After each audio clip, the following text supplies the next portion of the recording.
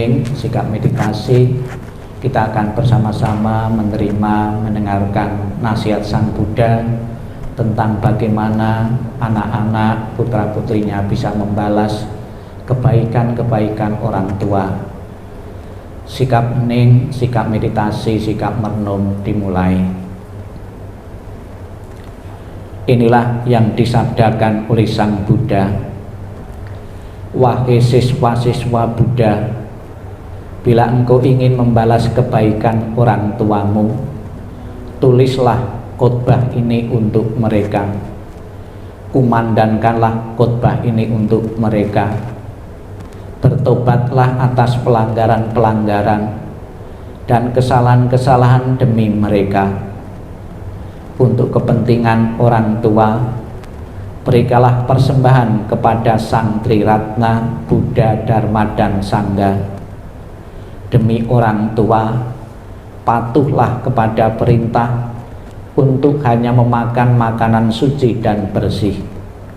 Demi orang tua, biasakanlah berdana dan mencari keberkahan. Bila engkau dapat melakukan ini, engkau adalah anak yang berbakti.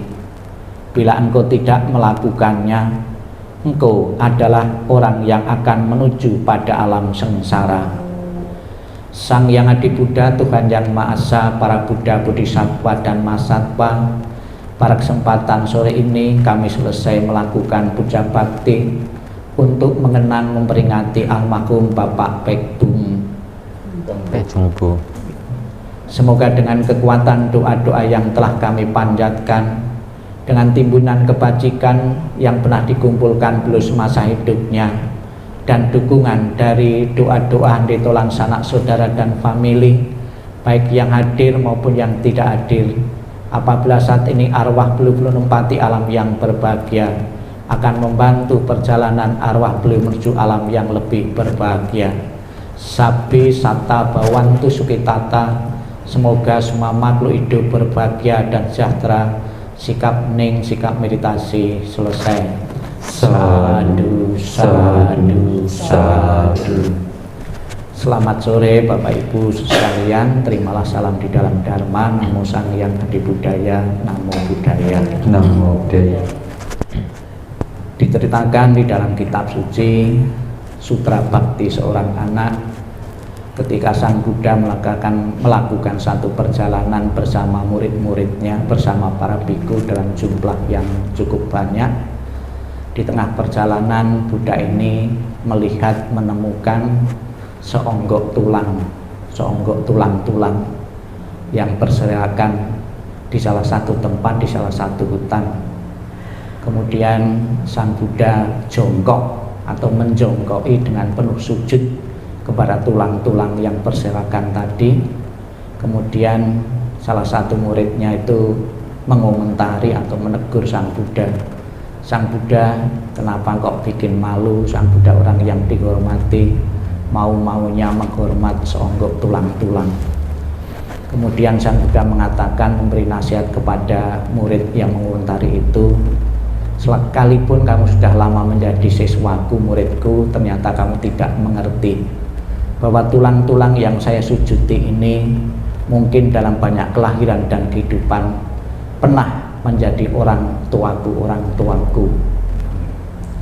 Bapak Ibu sekalian yang saya hormati, itu cerita di zaman Sang Buddha sudah sekian ribu tahun yang lalu. Ada cerita lagi satu daerah, satu tempat, mungkin Bapak Ibu juga pernah berkunjung satu tempat itu karena acara tahunan untuk menghormati leluhur yang telah tiada. Yaitu ada seorang laki-laki di tengah hutan juga menemukan tulang-tulang yang berserakan. Wah, ini jelas tulang-tulang manusia, kok kasihan sekali tidak terurus. Kemudian dia melepaskan bajunya. Dengan bajunya itu untuk madai tulang-tulang yang berserakan itu.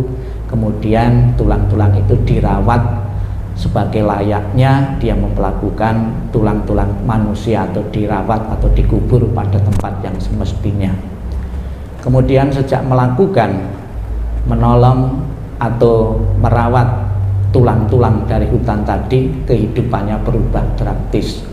Usahanya, bisnisnya berjalan lancar dan sukses sekali.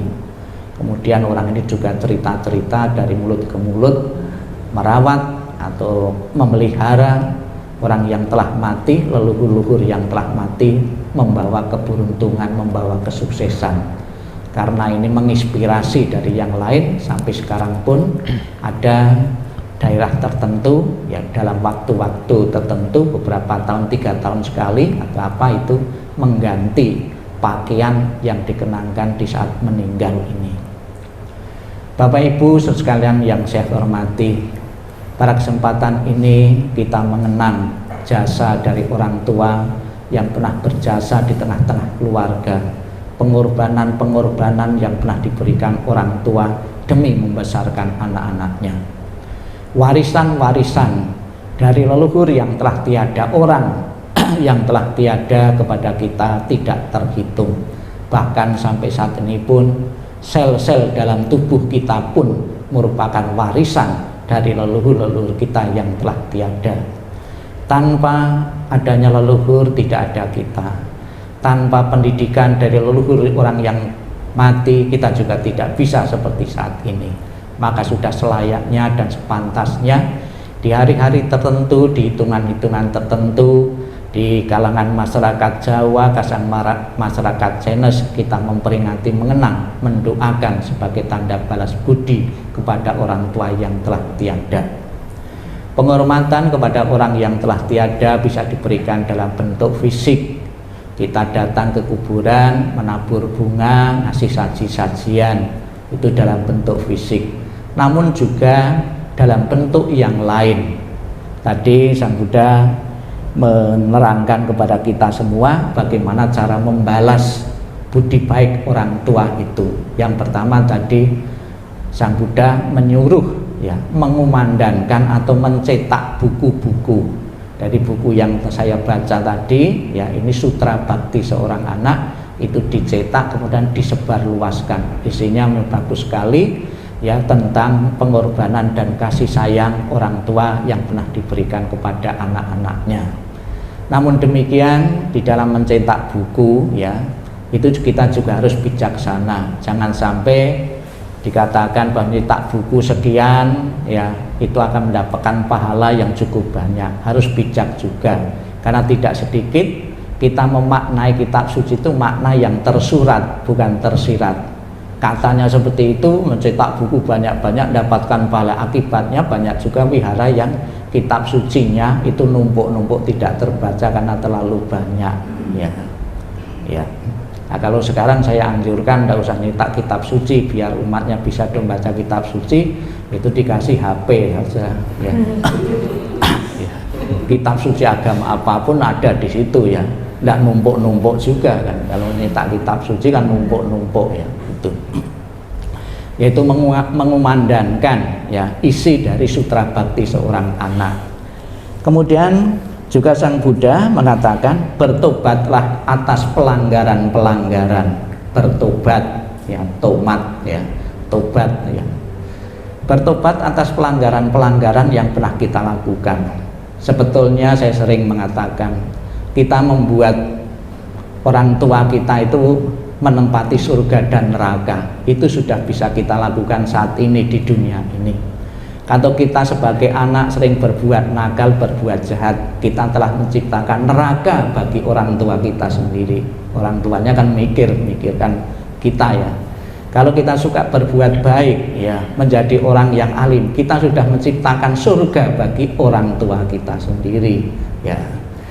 Mudah-mudahan Bapak Ibu sekalian, dengan pelaksanaan peringatan 100 hari ini, Bapak Ibu akan selalu diingatkan tentang kebaikan-kebaikan orang tua, tentang pengorbanan-pengorbanan yang pernah diberikan orang tua, dengan membalas budinya. Bukan selamanya harus pergi ke kuburan, bukan peringatan-peringatan setiap hari, itu tidak demikian, namun menjaga nama baik keluarga, hidup rukun, hidup harmonis antar anak-anak beliau. Semoga apa yang diharapkan keluarga pelaksanaan peringatan ini benar-benar apabila belum saat ini arwah belum menempati alam yang berbahagia, benar-benar bisa terbantu, terdorong untuk menempati alam yang berbahagia. Dan juga Bapak Ibu yang ditinggalkan segera bisa mengikhlaskan kepergian almarhum menuju alam yang lain, karena tidak gampang, tidak mudah.